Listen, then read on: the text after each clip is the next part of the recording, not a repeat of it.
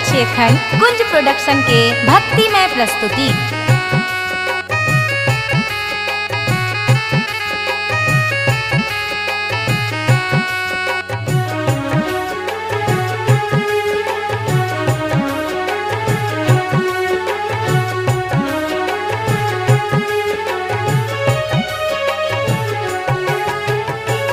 विपत्ति के मारल पुत्र करै छौ किलोल गे।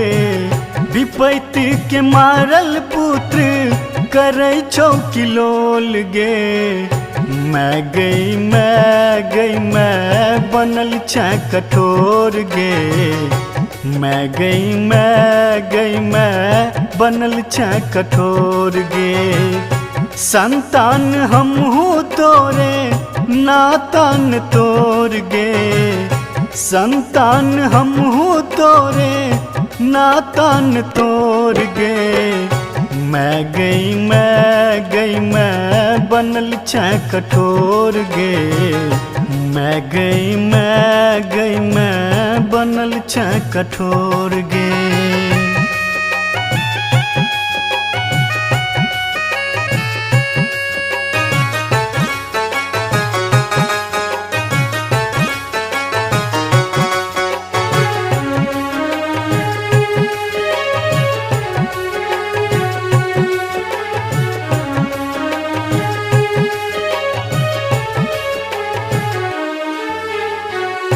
जकरा कहै छी अपन सह भेल आन गे।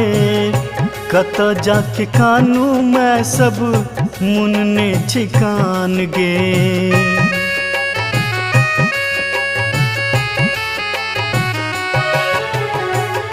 जकरा कहै छी अपन सह भेल आन गे। कत जाके कानू मैं सब मुनने छिकान गे। तोरे टा आस में गई तू मुहन मोर गे। तोरे टा आस में गई तू मुहन मोर गे।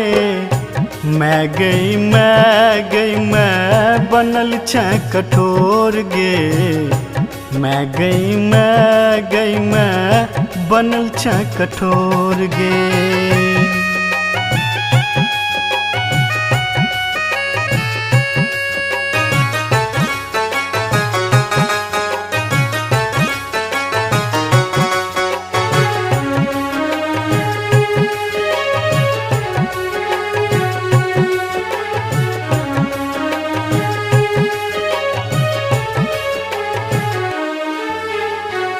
सुनते के दोसर तोहर बेटा के दुखरा। बड़ा रे अभागल भेलो करे जाके टुकरा।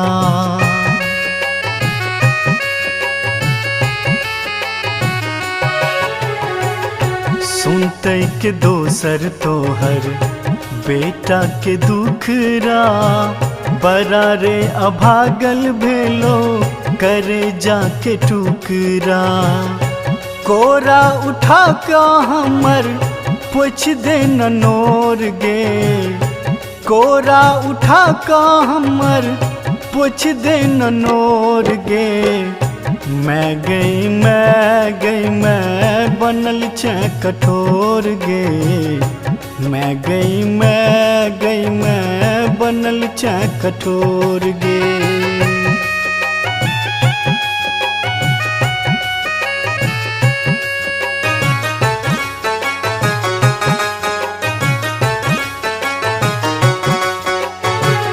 सब सुन रहल छी एखन कुंज प्रोडक्शन के भक्तिमय प्रस्तुति।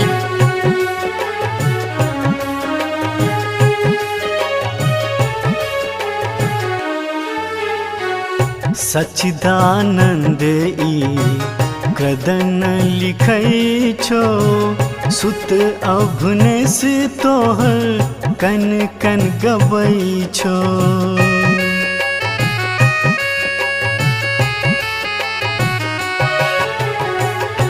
सच्चिदानंद ई कदन लिखै छो। सुत अभुनेस तोहर कन कन गबै छो।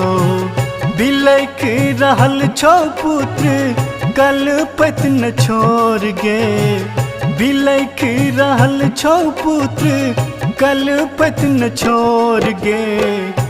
मैं गई मैं बनल छ कठोर गे। मैं गई मैं बनल छ कठोर गे।